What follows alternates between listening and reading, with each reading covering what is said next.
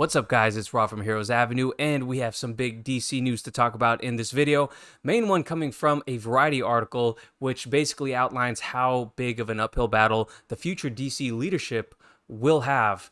And at the end of that article, it also goes into why they say DC insiders suggest Zack Snyder's Justice League should never have happened.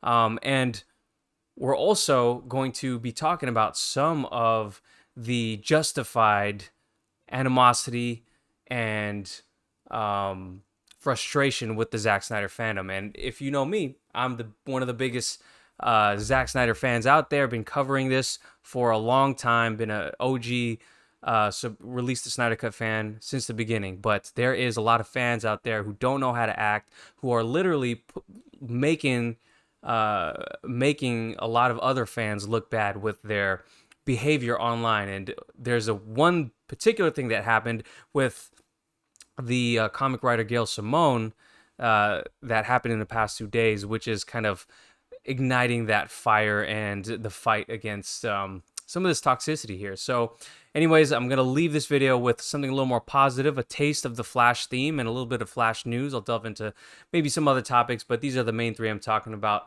Before we get started, please do like the video and subscribe to the channel if you haven't already, and definitely drop your opinions down below. I always welcome a discussion. I don't like to attack, even if our opinions are not the same. I do welcome the discussion. Anyways, let's get into the first topic of the day, and it is this Variety article. Now, it says I'm not going to read the whole thing, by the way. It says, from Batgirl fallout to rebooting Superman, all the landmines facing the next DC chief. And if you watched my previous video, I did talk about how there is a front runner for the DC leadership position in Dan Lin. The article goes into some of his background, but if you want to see more, definitely check out the last video. Anyways, let's go into some of what they're saying here. I may read little portions of it and stop and talk, but it says, on his face, finding the next Kevin Feige to oversee Warner Brothers Discovery's film and TV adaptations of DC Comics is a bit like declaring you only want to make hits, if only wishing could make it so. So they go into some stats of, how big and successful Disney has been, of course, and that doesn't really need to be echoed here, but they talk about how Dan Lin, the producer of the Lego Batman movies, emerged as the front runner, and he's definitely produced a lot of other things as well. But here's what they say: dealing with the fallout from the Batgirl cancellation. So that's obviously one of the biggest things here. Zaslav has put the axe to many projects, and while I am not feeling the call to release Batgirl as much as I did for the release of Snyder Cut, because of all the things that have happened in the background with that, I still do feel for all the talent in Batgirl, all the creative, the directors themselves, the talent. I feel so bad for the time and effort they put into this, and for the hopes they had of releasing their movie for the world to see. For all the people who are working behind the scenes tirelessly, working long hours. I really feel for them, and I do wish that we could have seen what has come out, but it seems like this one is the losing fight because of Zaslav himself. There's just something about him and his leadership where it seems like, hey, there's no chance for this movie to ever come out. They already talked about having funeral screenings for this movie, and essentially, when it comes down to it, the directors, Bilal and I forget the other guy's name all the time. They basically couldn't even get any images off of the server because it was taken off. So they can't pull anything like what Zach did. Zach had a lot of the footage, a lot of the photography on his phone. He had a lot of behind the scenes access that maybe they're not letting directors have that anymore because of the release of Snyder Cut situation. But anyways, they held funeral screenings, and the big reason for this was to take a tax write-off. Zaslav has a vision that he wants to play out, and it's his right, especially taking Discovery to where it's at, buying off Warner Brothers. Of course, he deserves to have his leadership. So it just seems like there's no way that this is going to happen. Releasing Batgirl, they're going to try to work with Leslie Grace and Bilal Fallah. Adil El Arbi is the other director. They're going to try to find other projects for them. But you basically scarred a lot of working relationships. So that's one of the obstacles. And then managing ongoing and unconnected film and TV projects. Basically, this section goes into the fact that that they won't have whoever's in control in the Kevin Feige position for DC, they won't have full control like Kevin Feige has. They have a myriad of projects that are on the slate, things like the Batman spin-off projects and the Batman itself and Joker and other TV series projects. The problem is none of them fit in line with David Zaslav's goal of having one connected, unified universe like the MCU has. So what the heck? What is the leadership to do in this point? Because how are you going to satisfy Zaslav's desire to have one universe when at the same time you got all these separate projects that are in the works at DC? So you're going to have to definitely tear down some more relationships in the process. And that's just my 2 cents on that. So here we have now Ezra Miller figuring out what they're going to do with the Flash project. So not only do they have to change or work around, they have to do workarounds with the story because of the date shifts. Basically, the Flash was supposed to be one of the last projects that come out and usher in a new era for the DC universe, or what could be the swan song for this current version of the universe. But now Aquaman is one of the last projects to come out. So one of those big changes that has to be made is that test audiences who were confused as to why Michael Keaton was in the movie, they have to now replace it with Batfleck, which I am not complaining about because I love Ben Affleck. He's my favorite Batman. And again, this is something that's left into question. What are they going to do about this whole Flash movie situation? Now, Ezra Miller has gone out and put an effort out to go meet with leadership and talk about how sorry he is and trying to mend the relationship as best as possible. Talk about my thoughts about that later on in the video. But anyways, it's a very big issue. The Flash is test screenings is supposed to be one of the most positive test screenings they have so far, yet they have a star which they are going to be very hesitant to market because of his actions. And there's, of course, the issue of what's going to happen with Man of Steel. What are they going to do? Again, I mentioned the other conflicting projects like the J.J. Abrams and Ta-Nehisi Coates project with Superman. What are they going to do? What course are they going to take? Lastly, they kind of go over, again, I'm just summarizing here. They go over this big thing, what I'm talking about, winning over the fans. Here's the part that I'm going to read to you. It says, privately, studio insiders have lamented that Zack Snyder's Justice League should never have happened. Rather than quiet the unceasing online campaigning to release the Snyder Cut, the 4-hour HBO Max feature only further entrenched the vocal and extremely online Snyderverse fan base in opposition to the leadership at the studio in general, and particular DC. In DC in particular. Sorry, I don't have my glasses, guys. Anyways, I'm going to finish this off. That group may be hard to win over, but DC has to do a better job of cultivating the kind of compelling franchises that will enable them to build up the kind of passionate, engaging, and excited fan base that can drown out the haters. This takes patience, which has often been in short supply at DC, where corporate overlords have long made it clear that they want their own in-house rival to the MCU, but have failed to understand the kind of blood, sweat, and tears it can take to build that kind of juggernaut. All right, so I do like the last portion of that. I do agree with the last portion of that, but where I get a little, where I start to question things is this little sentence right here. It sucks that we don't get to know who exactly is that. Privately, studio insiders. Who could these studio insiders be? Could they be Toby Emmerich, of course, who wanted the Zack Snyder's Justice League to fail? Could it be other people from, could it be Walter Hamada, who obviously is probably on the way out and probably holds a lot of resentment towards the fans? So who are these studio insiders? And to be honest, if I had to guess, if David Zaslav was in the position that they were in at the time, do I think he would have released Zack Snyder's Justice League? Probably not. I don't know. I would err on the side of probably not, just because of the type of businessman he seems to be. But anyways, it's out. It happened. The reception to the movie has been a lot better than what they released in 2017. And it just shows. You watch the movie, it's a lot better than what they produced. They tried to put the movie out so that they can make their bonuses. It was really quite a shameful thing. But of course, you got to think about this. If you drop a crappy movie like in 2017, you got this fan base, this built-up fan base who rallied together to get this movie made, and the movie's better. Of course, you're gonna get the fans continue to campaign to restore the Snyderverse. No, duh. You should have anticipated this. You can't think that a superior movie comes out and you want to have 2017 be the cut that is canon. Even DC directors,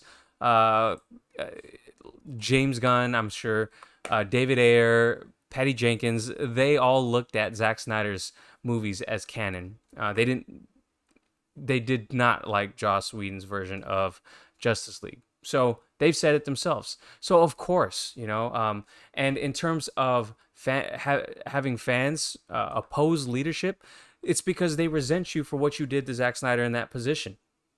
They resent you for literally the day after the movie's released, you drop an article saying that this is a cul-de-sac. It's not going to go anywhere. They resent you for not properly promoting the movie and have the movie leak online with Tom and Jerry or something like that the day it came out. Everything was stacked up against this movie, and somehow it became one of the coolest Hollywood stories in the past 20 years. But anyways, it has become something of an issue, a big issue, because there are fans out there who are acting way out of pocket here. Now, before I get on to this next topic and transition to those type of fans and what has happened online, I do want to know one question. If you made it this far, do you think DC has any chance of creating the type of success or mimicking the type of success that the MCU has, or do you think it's forever going to be a different entity altogether? Let me know what you think about that in the comments below. But let's move on to the fan topic that I was talking about. So I was on Twitter early this morning and I saw this. So to give you a little back, so it says, the girl that represents the Snyder fandom versus the girl that represents the Snyder antis. And I'm going to put this in my thumbnail today because this was absolutely atrocious what I saw go down here. Now, what you have here on the left is Mia Khalifa, I think her name is, porn star, famous porn star. I don't think she does it anymore now. She's just a gamer girl who does like, I don't know if she does podcasts or she live streams her gaming. And she's very vocal. She's been vocal about releasing the Ayer cut, and she's been vocal about how cool Zack Snyder's Justice League was. So we have that. And on the right, we have Gail Simone, writer. She wrote on Birds of Prey, Batgirl, I believe.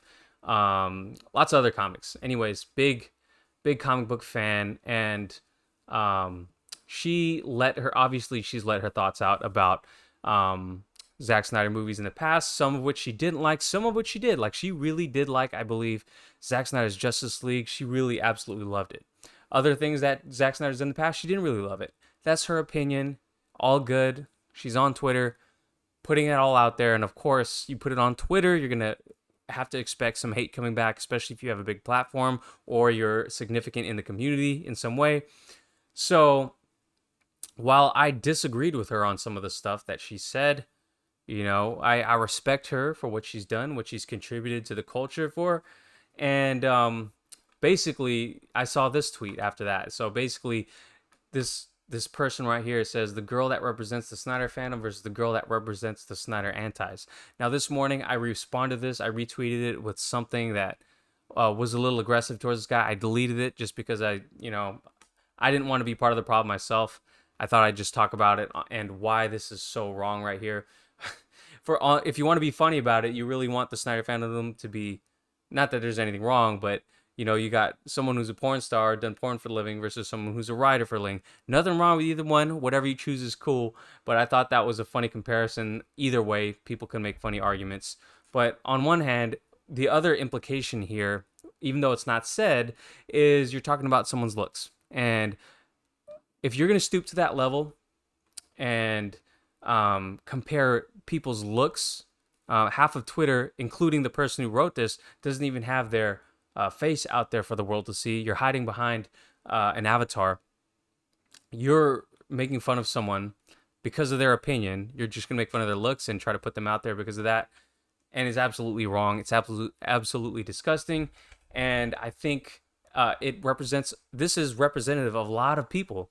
Now, not all people. There's a lot of good fans out there who really were supporting this to the full, and with all their passion, did everything right. Just really wanted Warner Brothers to do the right thing, or even if you don't think it's the right thing, to do the thing of releasing the Snyder Cut. There's no need to resort to bullying, making fun of people's looks, threatening people. All that stuff's definitely been happening. I don't want to say it doesn't. It probably happens in every fandom.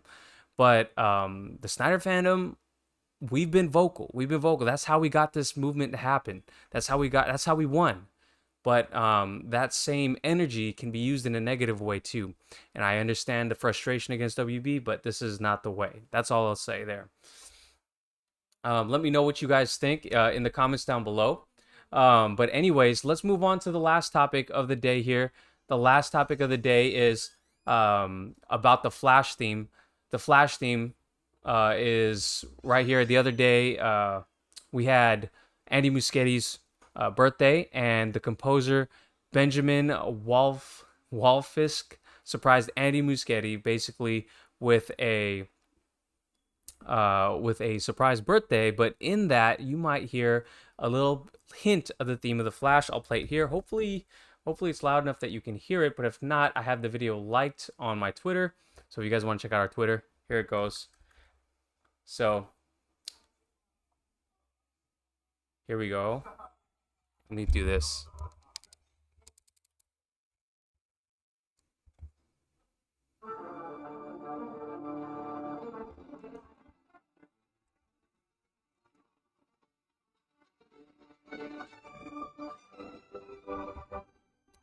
So there you go. It turns into a birthday theme right there.